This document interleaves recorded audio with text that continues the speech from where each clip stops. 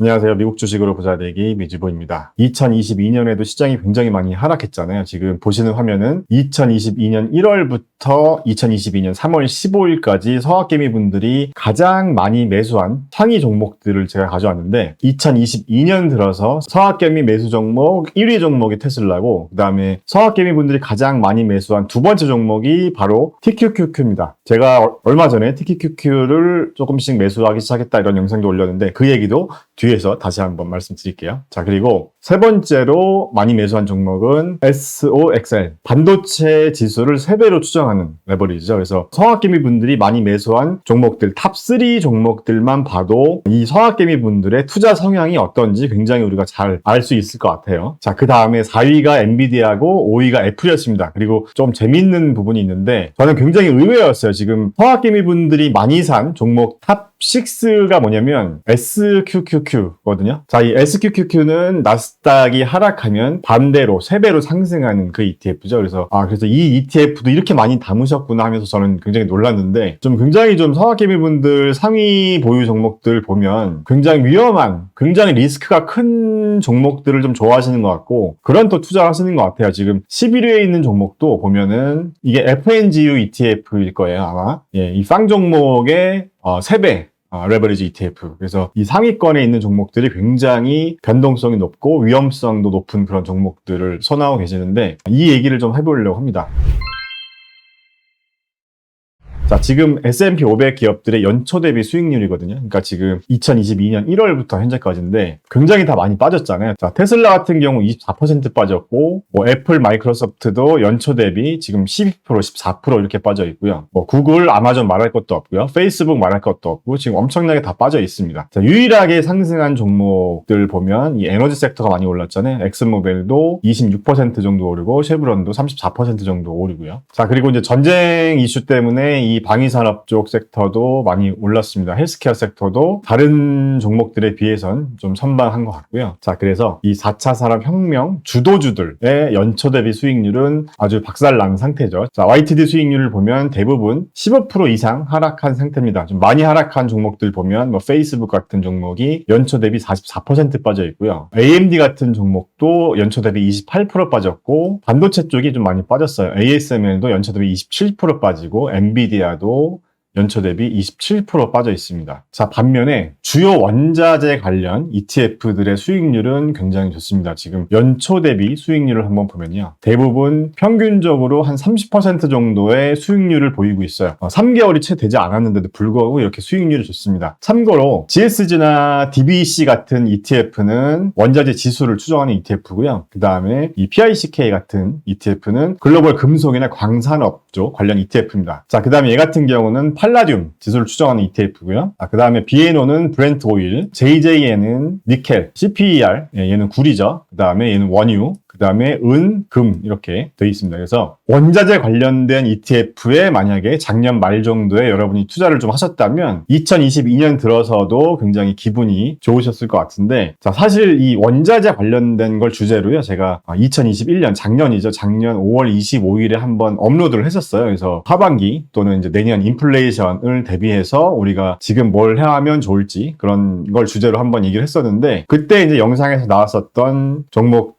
중에서 이제 DBC랑 이제 GSG ETF가 있었거든요. COMT라는 ETF도 있었는데, 지금 연초 대비 수익률이 아까도 말씀드렸지만 S&P 500은 12% 정도가 빠지는 동안 나머지 원자재 관련 ETF들은 굉장히 좋은 상승 흐름을 보여주고 있고, 이 5월 25일 이후에 담았다고 해도 굉장히 좋은 수익률이 나오지 않았을까 하는 생각을 해봅니다. 자, 그러면 우리가 이런 생각을 또 해볼 수가 있잖아요. 지금 원자재 관련된 ETF들이 많이 올랐는데 지금 들어가도 될까? 이런 생각을 또 해볼 수가 있어요. 왜냐하면 지금 원자재 관련 ETF들 1년 수익률을 보면요, 은을 제외하고는 많이 오른 애들은 니켈 같은 경우 특히 한 86% 오르고, 원유는 말할 것도 없고요. 그 외에 기존 원자재 지수를 추정하는 ETF들도 많이 올랐기 때문에 지금 들어가는 건 또 한 발 늦은 게 아닐까 이런 생각을 할 수도 있잖아요. 자, 그래서 이 시장 타이밍을 잡는 게 굉장히 중요한 부분이기도 하지만 또 힘든 부분인 것 같아요. 이 타이밍을 잡는 게. 저도 사실 영상에서 작년 5월 25일에 이런 영상을 올려놓고 저도 사실 이런 ETF를 추가하지는 못했어요. 네, 중이 제 머리 못 깎는 거여서 그런 건지 아무튼 자 그래서 우리가 계속 이렇게 열심히 공부를 해야 될 필요가 있다는 겁니다. 자 그래서 2022년에는 우리가 자 우리 포트폴리오가 녹아내리지 않게 하기 위해서 어떤 선택을 해야 될 것인가 자 이런 부분이 또 굉장히 중요한 것 같아요. 2022년에 가장 큰 이슈 중에 하나가 또 금리 인상이잖아요. 그래서 단순히 많이 하락했다고 그냥 줍줍하는 건 하수들이나 하는 거다 이렇게 이 기사에서는 이야기를 하고 있고요. 자 그러면 고수들은 뭘 보고 있냐? 고수들은 한마디로 EPS 증가율 그 다음에 현금 창출 능력을 본다. 이게 왜 그러냐면 저도 사업하면서 많이 느꼈었던 부분이지만 금리가 인상되면 사업하는 사람들 입장에서 굉장히 생각 외로 부담이 크거든요. 그래서 특히 이제 성장주들 같은 경우는 금리가 인상되면 그 회사의 매출 성장성이나 아니면은 재무적인 측면에서 어떤 재무 건전성이 굉장히 안 좋아질 수가 있거든요. 그렇기 때문에 2022년에는 금리 인상 이슈가 있어서 특히 이 EPS의 증가율, 이 높은 기업을 우리가 주목해 봐야 된다. 지금 이 얘기를 하는 겁니다. 그래서 금리가 올라도 한마디로 알아서 잘 먹고 살 수 있는 그런 기업들을 우리가 주목해 봐야 된다는 거죠. 그래서 지금 이 신한금융 투자에서는 성장성이 높은 종목들을 선정하는 그 기준 중에서 향후 1년 동안 주당 순이익 성장률이 높은 기업들을 이렇게 가져온 거예요. 그 중에 이제 눈에 띄는 기업이 이제 에어비앤비가 있었고요. 참고로 이제 징동닷컴 같은 경우는 중국 기업이어서 좀 추천하진 않습니다. 지금 중국 기업들은 좀 골치 아프죠. 자, 그리고 뭐 마벨 테크놀로지도 제가 한번 다뤘었던 기업입니다. 작년에요. 마이크론 테크놀로지 저도 투자하고 있는 기업인데 최근에 또 다시 많이 빠졌죠, 주가가. 자, 그래서 이 에어비앤비 같은 경우가 2022년 좀 저도 개인적으로 좀 관심이 많이 가는 기업입니다. 왜냐하면 제가 에어비앤비 관련해서는 에어비앤비가 작년에 상장했을 때 제가 영상으로도 한번 올렸는데 그때 아마 상장 초기 가격이 한 140불 정도 됐을 거예요. 그래서 그때 당시에 제가 비싸다고 얘기를 했었거든요. 비싸서 나는 투자 안 하겠다. 이렇게 얘기했었는데 또 그때도 악플이 많이 달렸었어요. 아무튼 자 근데 지금은 좀 상황이 달라진 것 같아요. 지금 주가는 뭐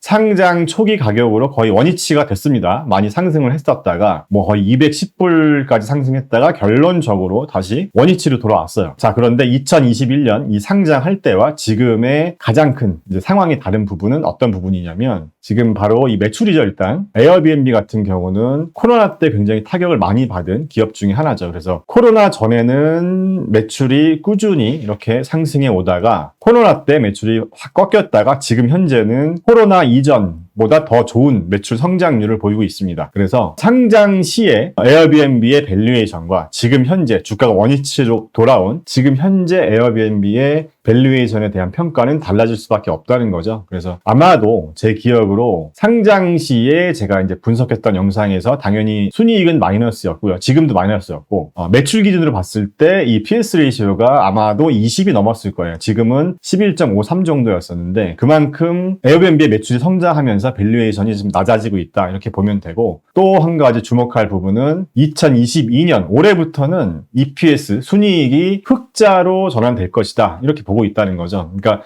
EPS 성장률이 높은 것뿐만 아니라 적자 기업에서 흑자 기업으로 돌아설 것이다. 이 부분은 굉장히 우리가 좀 주목해 봐야 될 필요가 있습니다. 적자에서 흑자로 전환되는 기업들 중에서 주가가 굉장히 많이 상승한 기업들이 많이 있기 때문에 하지만 여기서 이제 우리가 중요한 게 이 정도 밸류에이션이 적정하냐 이런 부분은 우리가 좀 더 깊이 있게 공부를 해봐야 될 필요가 있겠죠. 그러니까 적정 멀티플을 산정하는 부분이죠. 그래서 이런 부분들에 대해서 좀 더 깊이 있는 공부를 하고 싶은 분들이 계시면 지금 제가 스터디 클럽을 운영하고 있습니다. 그래서 스터디 클럽에서 같이 공부를 해보셔도 좋고 뭐 다른 좋은 책들도 많이 있으니까 공부를 해보시면 될 것 같고요. 자 그리고 제가 며칠 전에 TQQQ에 투자를 했다 이제 이런 영상 올렸는데 굉장히 많은 분들이 뭐 좋은 댓글도 달아주셨지만 좀 악플도 많이 다치더라고요. 그래서 제가 몇 가지 좀 댓글을 가져왔는데 첫 번째 맨 위에 있는 댓글을 좀 읽어보면 미주부 빅팬이었는데 좀 아쉽네요. 투자자에서 투기꾼으로 돌아서는 것 같네요. 제발 초심 잃지 않으셨으면 좋겠습니다. 팬심에서 말씀드립니다. 그리고 다른 댓글들 보면 대출받아서 전 재산을 TQ에 꼬라 박으라고 추천하는 영상인 줄 알겠네. 개인 포트폴리오에서 5% 비중으로만 가져가는 건 어떻냐는 생각의 영상인데 영상을 지금 끝까지 안 보신 분들이 댓글을 많이 다셨더라고요. 제가 이렇게 말씀을 드렸었는데 안 보시고 그냥 댓글 다는 분들도 많이 있었던 것 같고 그 다음에 이제 주린이 분들 중에서 왜 5%만 넣나요? TQQ에도 리스크가 될 부분이 있나요? 뭐 알려주세요. 이런 글도 있었고, 그 다음에 러시아 디폴트 선언이 코앞일 수 있습니다. 당분간 조심하시길, 이런 댓글도 있었습니다. 그리고 이제 저를 좋게 봐주시는 분들도 계셨고요. 자, 그리고 TQ에 투자하시는 분들 중에서 굉장히 반겨주시는 분들도 계셨고, 그리고 또 이제 슬슬 악플 달리는 거 보니까 매수 타이밍 맞는 것 같은데, 이제 이렇게 말씀하시는 분들도 계셨습니다. 자, 아무튼 저 같은 경우는 제가 그 영상에서도 말씀드렸지만, 일단 기본적으로 나스닥에 대한 앞으로의 우상향에 대한 믿음이 있기 때문에 지금 고점 대비 굉장히 많이 빠져있는 상태에서 이제 저점 매수 전략을 좀 취해보겠다는 거고요. 그리고 제가 그 영상에서도 말씀드렸지만, 제가 2022년 동안 분할 매수를 할 건데 한 3만 불 정도를 이제 포트폴리오에 담겠다고 말씀드렸었고, 그게 전체 제 포트폴리오 비중의 5% 정도, 5% 이내로 하겠다. 그리고 분할 매수는 뭐 5번이 될지 10번이 될지 20번이 될지 시장 상황에 따라 다르다. 이제 이렇게 말씀을 드렸습니다. 자, 그래서 이 레버리지 ETF의 이 효과라고 얘기를 한다면, 우리가 이제 보통 어떤 투자를 할 때 레버리지 투자를 하잖아요. 그러니까 예를 들어서 우리가 아파트를 살 때도 현금이 부족하면 은행에서 대출을 받아서 레버리지 투자를 하잖아요. 자, 그런 것처럼 이런 레버리지 ETF 같은 경우도 내가 1,000만 원만 가지고 투자를 한다고 해도 실질적으로 레버리지를 땡겨와서 투자를 하는 그런 효과가 있기 때문에 그런 개념으로 생각하시면 될 것 같아요. 그런데 이제 이런 건 문제가 될 수 있겠죠. 레버리지 ETF를 하는데 그걸 하려고 또 대출을 받는 분들이 있더라고요. 제가 다른 유튜브 영상도 보니까 이거 자체도 굉장히 리스크가 큰 그런 투자 상품인데 거기서 또 대출을 끌어서 하시는 분들도 계시더라고요. 절대 좀 추천하지 않습니다. 그런 방법은요. 자, 그래서 좀 우리가 전략적인 측면에서, 그러니까 포트폴리오 운영 전략적인 측면에서 얘기를 하면 뭐 코어 세틀라이트라는 전략도 있거든요. 예를 들면 우리가 전체 포트폴리오를 100으로 봤을 때 예를 들면 뭐 나는 70% 정도는 이 코어가 되는, 내가 생각하는 코어는 다를 수는 있겠지만 아무튼 뭐 예를 들면 S&P 500 지수가 됐든 아니면 나스닥 지수가 됐든 아니면 뭐 금이나 뭐 원자재 같은 걸 섞든, 그래서 코어가 되는 포트폴리오의 메인은 그냥 메인대로 가져가고 이제 세틀라이트가 되는, 시장을 좀 더 이길 수 있는 또는 시장의 상황에 좀 유연하게 대처할 수 있는 그런 전략을 쓰기 위해서 세틀라이트 전략을 같이 쓰는 거죠. 그래서 최근에 성장주들이 많이 하락해서 성장주들을 좀 담아보겠다. 또는 저처럼 최근에 나스닥이 너무 많이 빠졌기 때문에 TQQQ 같은 종목을 소량으로 좀 큰 효과를 볼 수 있도록 하기 위해서 이런 코어 세틀라이트 개념으로 해서 일부